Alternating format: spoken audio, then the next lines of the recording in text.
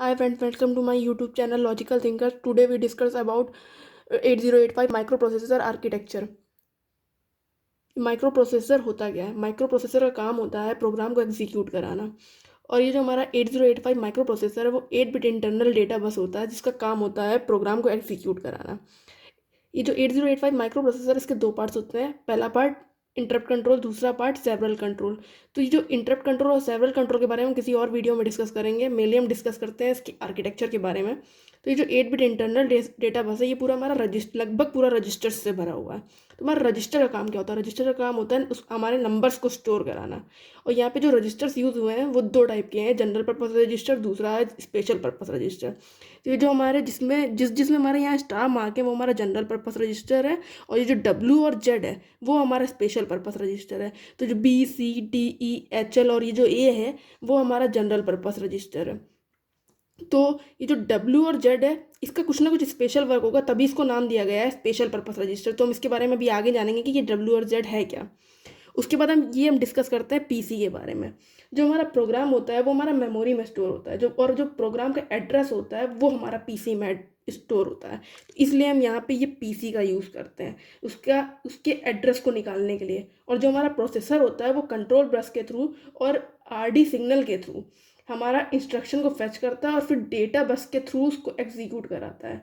और वो जो डेटा होता है वो हमारा इंस्ट्रक्शन जो पीसी के इंस्ट्रक्शन रजिस्टर में स्टोर हो जाता है। तो जो पीसी में जो हमारा जो इंस्ट्रक्शन होता है वो हमारा डेटा पहले तो डेटा बस में स्टोर होता है, फिर वो यहाँ पे आके हमारे दो पार्ट्स में डिवाइड हो जाता है। ये जो A0 से A7 है वो हमारा डेटा बफर में स्टोर हो जाता है, और जो A8 से A15 है वो हमारा एड्रेस बफर में स्टोर हो जाता है। तो जो डेटा बफर में स्टोर होता है उसके बाद ये डेटा बफर में स्टोर होकर ये हमारा 8 बिट इंटरनल डेटा बस में जाता है। 8 बिट इंटरनल डेटा बस में जाने के बाद वो हमारा इंस्ट्रक्शन रजिस्टर में स्टोर हो जाता है। इंस्ट्रक्शन रजिस्टर में स्टोर होने के बाद वो यहाँ पे इंस्ट्रक्शन डिकोडर में आने के बाद इसको यहाँ समझता है कि यहाँ पे उस पर क्या क्या प्रोसेस अप्लाई करना है।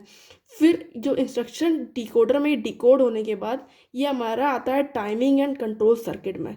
टाइमिंग एंड कंट्रोल सर्किट में मेनली होता है हमारा एग्जीक्यूशन का काम। ये टाइमिंग एंड कंट्रोल सर्किट है क्या? जैसे हमारी बॉडी में ब्रेन वर्क करता है वैसे ही इस पूरे 8085 माइक्रो प्रोसेसर में हमारा timing and control circuit work करता है कि हमारे जो प्रोग्राम है उसको एग्जीक्यूट करवाने के लिए कौन कौन से ऑपरेशन अप्लाई कहाँ कहाँ करने हैं, ये हमारा पूरा timing and control circuit decide करता है। तो ये जो यहाँ से पूरा इंस्ट्रक्शन ये जो एग्जीक्यूशन प्रोसेस है वो यहाँ से जिस जिस ऑपरेशन को हमको अप्लाई करना है वो हमारा ये डिसाइड करता है। फिर अब अभी हम डिस्कस करने वाले हैं ये एक्यूमुलेटर। पहली बात तो ये जो हमारा जनरल पर्पस रजिस्टर है वो तो हमारे सारे यहाँ दिए हुए हैं, और फिर जो ए है वो यहाँ पे क्यों दिया गया? तो मतलब कुछ ना कुछ स्पेशल काम होगा इसका ए का। तो एक्यूमुलेटर, ए का यहाँ का मतलब है एक्यूमुलेटर। तो ये एक्यूमुलेटर है क्या और इसका मेन काम क्या है? चलिए आज हम जानते हैं कि जो एक्यूमुलेटर क्या है इसके बारे में जानते हैं। तो जैसे हमारा कोई प्रोग्राम है, इंस्ट्रक्शन है ये हमारा ऐड बी। मान लेते हैं हमारी ए की वैल्यू 2 है और जो बी की वैल्यू है वो हमारी 3 है। तो जो हमारा ए है ये हमारा एक्यूमुलेटर है, और जो ऐड है, जो हमारा जो इंस्ट्रक्शन ऐड दिया हुआ है इसके अंदर हमारा एक्यूमुलेटर की ऑलरेडी वैल्यू स्टोर है। तो इसलिए ये जो हमारा एक्यूमुलेटर है ये हमारा स्पेशल वर्क करता है क्योंकि इसमें यहाँ पे जो ए की वैल्यू है वो ऑलरेडी इस इंस्ट्रक्शन के अंदर स्टोर है। तो हमारा मतलब ऐड बी मतलब 2 + 3 = 5। तो हमारा ये जो पूरा प्रोसेस दिया हुआ है, ये जो इंस्ट्रक्शन दिया हुआ है ऐड बी, तो जो ए है ए हमारा ऑलरेडी इसके अंदर स्टोर है, बी की वैल्यू हमारी 3 है, तो हमारा आंसर आ जाना चाहिए 5। फिर उसके बाद आता है ये टेम्प। टेम्प का मतलब होता है हमारा टेम्परेरी रजिस्टर। टेम्परेरी रजिस्टर का वर्क क्या होता है? चलिए आइए हम जानते हैं जो टेम्परेरी वर्क का रजिस्टर जो रजिस्टर है उसका क्या काम है। तो हमारा ये प्रोग्राम है मूव A, B। या हमने माना कि हमारी बी की वैल्यू 11 है, तो जो मूव इंस्ट्रक्शन है तो मतलब ये जो बी का जो डेटा है वो ए में मूव हो जाए। तो हमारा जो ए की वैल्यू हो गई वो हमारी ए की वैल्यू हमारी 11 हो गई। तो मतलब ये जो बी है वो हमारा टेम्परेरी रजिस्टर का काम कर रहा है। जो हमारा जो बी का डेटा है वो टेम्परेरी थोड़े से समय के लिए बस केवल बी में स्टोर हुआ, उसके बाद वो ए में मूव हो जाएगा। ये हमारा टेम्परेरी रजिस्टर है बी। फिर आता है ALU। ALU मतलब होता है अर्थमेटिक एंड लॉजिक यूनिट। तो जो जितने भी अर्थमेटिक ऑपरेशन है, जैसे प्लस हो गया, माइनस हो गया, डिवाइड हो गया, मल्टीप्लाई हो गया, वो सब हमारे इसके अंदर परफॉर्म होते हैं।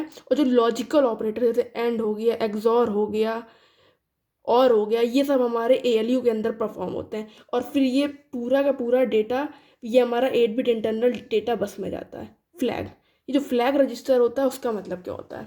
फ्लैग रजिस्टर का मतलब, जैसे मैंने लिया एक 13, दूसरा नंबर मैंने लिया 18।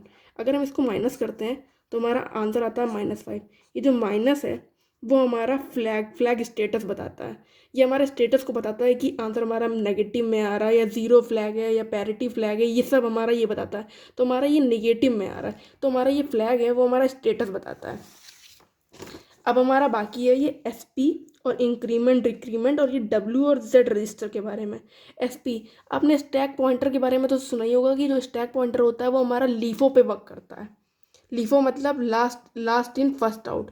तो जैसे हमारा व्हाट्सएप है, हम जब व्हाट्सएप यूज़ करते हैं तो हमारा व्हाट्सएप जो सबसे पहले हमको मैसेज करता है, उसका जो मैसेज होता है वो हमको सबसे लास्ट में दिखाई देता है।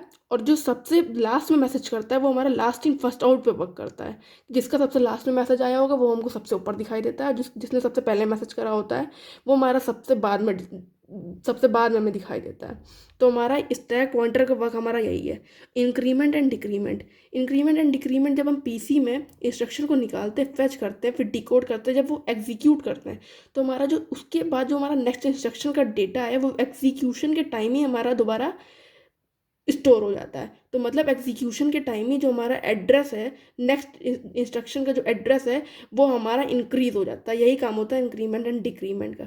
डब्ल्यू और जेड रजिस्टर हमारे कुछ ही इंस्ट्रक्शंस में यूज़ होते हैं। जैसे W और Z रजिस्टर जो है, जैसे हमारा कॉल हो गया, जंप इंस्ट्रक्शन हो गया, वहाँ हमारे ये W और Z जो रजिस्टर है वो हमारे यूज़ होते हैं। तो thank you for watching my video. और आपको अगर मेरी वीडियो अच्छी लगी हो या किसी भी तरह से मेरी वीडियो ने आपकी हेल्प करी हो तो प्लीज़ इसे लाइक करें, सब्सक्राइब करें और बेल आइकन को प्रेस करना बिल्कुल भी मत भूलें। Thank you.